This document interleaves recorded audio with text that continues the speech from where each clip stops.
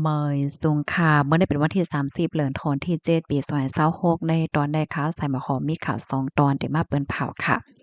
วันตั้งเปิ้นได้ก็เฮาคามาถ่อมด้วยข่าวโหนในข่าวเงาเกี่ยวกับเลยลวง2ก่อเมลูกเจ้าแขนะคะเอาในก็ได้เลยว่าเป็นข่าวเงาที่อันลื่นหลังไว้อยู่ที่ในเมืองแขกวยมกา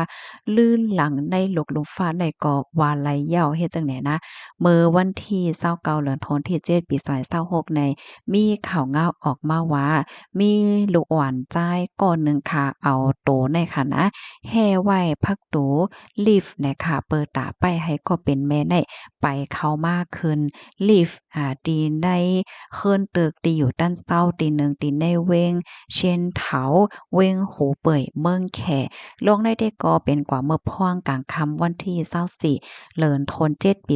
2026นั่นในออกเมื่อพ่องหนังนั่นซ้ำในตีในลีฟนั่นในก็มี นางยิงก้อนหนึ่งเนาะยิบไว้ตั้งถุงยุกยากเฮ็ดได้เอาลงกว่า8เฮ็ดจังเนี่ยเนาะก็ในฟังห่างลวงอ่ำป้อให้ป้อจ่ายเสียก็ลาดว่าคิมแดดอินแลเฮาเตลงเหย้าเฮ็ดจังเนี่ยนะกำนันเผอว่าแม่ลูกหวานนั่นเข้ามาติในลิฟต์เฟียวก็ได้ยินจังนั้นค่ะเนาะก็ลาตินางยิงก้อนนั้นว่า ไปกันนายกวยมันได้เป็นอีสังกว่าลาวลิฟต์อันว่าแน่จะเลยว่าเฮ็ดไว้ปันตอนตาสู่ใจหังก้อยก็เหลียวนี่ว่ากำแน่แทงฝ่ายหนึ่งเนี่ยก็ขึ้นตอบก็ขึ้นว่ามาแห่ลิฟต์จังไหนเหให้เปิ้นไปในยังสอนว่าตัวเจ้าเก่านั้นถูกแทงอยู่5แฮ่เนี่ยเนาะกำในเขาเนี่ยก็มีลองเถียงกันกว่าเถียงกันมากค่ะเนาะแม่ลูกอ่อนนั่นเนี่ยก็ยังกว่ายังไหวจู้ลูกจ้ายเฮลาดว่าลูกสืบกว่าได้นะเพราะว่าภายว่าลูกเนี่ยจึงลูกได้ไล่เถียงขึ้นหน้าว่าให้แหนกำในเผอว่าลิฟต์แน่ลงมาถึงจันทร์หนึ่งเหย้าค่ะเนาะ เงาลายแน่จะเลยว่าเต๋เหย้าลายกว่าก้วยมจือค่ะนะเงาลายซำฮาวแฮกมาจังไหนค่ะเบอร์พ่วงตีนางยิ่งอันยิบถุงยุกยักนั่นค่ะเนาะยางออกรีบมาค่ะก็ถุงยาแม่ลูกอ่อนนั่นค่ะนะเขามาตบก็โขเฮ็ดเนี่ยกำในขาสองก็เลยต่อยกันมังกันเนาะนะตีหิมห้อมนะลีฟนั่นค่ะสุกๆส่วนสิ้นสาลงกว่าเสียงโมดเฮ็ดจังไหนค่ะปยก็กองไทย CCTV ก็มีขนาดเนาะ คิมฮอมนั่นเนี่ยก็เลยถ่ายไว้เหี่ยวก็มีเสียงป้าในตีในเสียงนั้นค่ะเนาะเลยยินป้าก็เป็นแม่แน่ข้องแสนสั่งให้ลูกใจแน่มาจอยแม่อินลู่ว่าสังว่าเฮ็ดจังเนี้ยเนาะก็ยิงแค้นเฮ็ดให้ก้นที่อันเปิ้นหันว่าสังว่าจังไหนเป็นอันตกอกตกใจเต็ดๆว่าเฮ็ดไหนว่าหลังเสเป็นจังไหนยาวเนาะตั้งฝ่ายภูมิพลพรดีเคิ้นตึกเขานั่นเนี่ยก็เลยออกมายืนยันลาดค่ะเนาะว่าอันที่เลยเป็นกว่านั้นเป็นรองแต้ในว่านะตั้งฝ่ายภูมิพลพรเขาในก็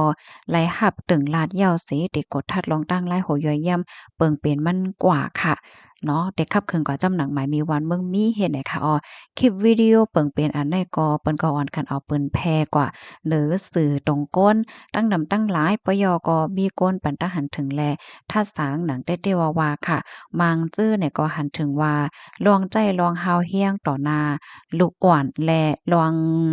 คุยซนส่อซนให้ลูกอ่อนเข้ามาเฮ็ดตีเปิ้นได้แหน่มันเป็นลองเฮ็ดตั้งสร้างดีกึ่งงามเนาะมันเตจังตื้อเคิกต่อลูกอ่อนในข้าวยาวว่าจังไหน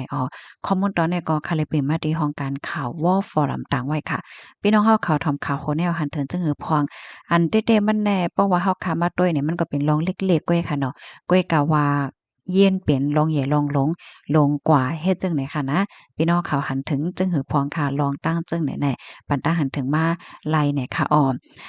มือเหลียวในค่ะเนาะมันได้มีเฮิรนตึกค่ะนะบางเปิ้นตีเนี่ยเปิ้นก็ได้ส่งกันเฮ็ดมาเฮิรนตึกหลายๆจั้นค่ะเนาะแล้วก็ผู้หลายไผที่สนใจเปิ้นก็ซื้อเอาเป็นห้องเฮ็ดจังได๋อะนะเป็นเฮิรนตึกคอนโดมิเนียมว่าซั้นว่าเฮ็ดจังได๋แล้วก็เปิ้นก็มีลิฟต์จังได๋ปันป้าเฮ็ดจังได๋เนาะเพราะว่าไปขึ้นไปโลกเดโคไหลได้มันได้เฮ้อแรงน่ะย้อนก็เพราะว่าเฮิรนตึกบางหลังได้มีเป็นหลายจั้นเฮ็ดให้นั่นน่ะเนาะอันเขาเป็นปัญหาปฏิฆาตกันแต่ก่อนใน ลิฟต์อันว่านั่นเหย้าเฮ็ดจังได๋คะค่ะรับถอมยอหันเถินเจอก็ปันตาหันถึงมาไลอยู่นะคะลูกดีข่าวเงาโหได้เสแลกำได้เฮาค่ะมาถ่อมด้วยข่าวเงาเที่ยงตอนหนึ่งค่ะ ก้นหลวมเขาเมืองถุงยาติงยับก้มโตเทียงเหย้าในเขาในตั้งหมด19ก่อค่ะว่าเมื่อวันที่29เดือนธันวาคมที่7ปี2026ในมีข่าวออกมาว่า CIP ค่ะภูมิพลพรฝ่ายกดทัดโฮมป้าตั้งเทียงฝ่ายเกี่ยวข้องไล่โฮมกันเสียก็ไล่ติงกับก้มโตนายพงศธรเป็นก้นไทยค่ะและตั้งจุ้มจื้อค่ะดอกในแต่ก็เนี่ยเอาตั้งพิษว่าลอยลวงรวมเอาจอยเทียมเอาก้นหยานเมืองเขาเมืองเนาะยก็ติงยาป้าก้นหยานเมืองเป็นก้นเมืองคมตุ้มในตั้งพิษที่ว่ารวมเขาเมืองรวยจอมเปิง19ก็ติงยับก้มโตไลตีหิมค้อมตั้งแผ่ไฟเหลียงทุ่งมะขามหย่องจือเว้งพระนครศรีอยุธยาเนี่ยเอาไว้หลังเสเลยสืบผู้ว่าจมเจอเขาได้เอาตื้อตางวันกึดลือข้าวยาวที่อันมีโกนออกข้าวตั้งนำตั้งหลายนั่นเหี่ยวก็เอาตั้งกา3ลำเหต่อต่างก้นหลวมเข้าเมืองลูกดีเจดอนสิงห์บุรีมุ่งหน้าดีกว่าดีเมืองเกาะกรุงเทพและหิมค้อมไล่ปันกา ไรปันกาจังอันไหนนะแห่งการไรปันกาจังได้หนึ่งก็ไหลในหาปากหวาดเนี่ยค่ะตั้งฝ่ายพอมีปนพรเขาก็ไล่ตัวเจอเขาตั้งเสียงตั้งหมดในส่งกว่าดีห้องปริเสียก็เด็ปันตัวตามกว่าจำหนักปักเปิงหมายมีวันเมืองมีคอมมอนอันนี้ก็คาลิปีมาที่ห้องการข่าวเสียงปีต่างไว้ค่ะเมื่อเหลียวได้นะตีในเมืองไทยในเป็นก็เคียงกดทัดแฮงแต่ค่ะเนาะพี่น้องค่ะจื้ออันถ่วมข่าวเงาอยู่ตาเสเนี่ยก็เตคู่ค่ะเนาะว่าสายไงเงาลายในวันเหมือนในมันเป็นหือเป็นหาพองเฮ็ดจังเนี่ยนะมางเจอก็อำไลถ่อมข่าว5มางเจอก็มีลองกับกินค่ะเนาะเกี่ยวกับลองอินเทอร์เน็ตว่าสังว่าจังได๋ค่ะนะอันดีลีไม่ใจได้ก็แหนมางก็ได้ค่ะเนาะเพราะว่า ดีกว่าเมืองไทยเนี่ยก็ขายเฮิรนขายเย่อ่าขายโกเจอโกลองว่าซังว่าเฮ็ดจั่งใดสิเอาก็กว่าค่ะเนาะเอาเงินเป็นการจะลิบดังกว่าเพราะว่ากว่าเหย้าไหนการงานก็ห้ามไลแหน่ห้ามโลไลกว่าค่าทองค่าเทินอยู่กูลองก็เป็นเงินเป็นต้องเพราะว่ามีวันมีไหวแน่กว่าอยู่ที่ไลเนี่ยเปิ้นก็บ่ใครรับก็อยู่จ้อมพี่น้องเปิ้นก็โอ้เฮ็ดจังได๋ค่ะในพี่น้องเฮาค่ะ กำนั้นแหละขย้อนให้พี่น้องเฮาเขาด้วยข่าวด้วยเงากันนำค่ะเนาะก็มันหยาบค่ะนะเพราะว่าก็อยู่เมืองเปิ้นมันหยาบเหย้าไหนแต่อยู่ก็หยาบได้มากขึ้นก่อมจางเนี่ยมันติเฮ็ดให้หยาบเหย้าหยาบเทียงเนี่ยค่ะเนาะค่ะยินจมกูก็ที่รับถอมปันแห้งค่ะย้อนให้อยู่เลยกินหวานและรอดเพ่กันกูก็ค่ะค่ะเหมยสุงค่ะ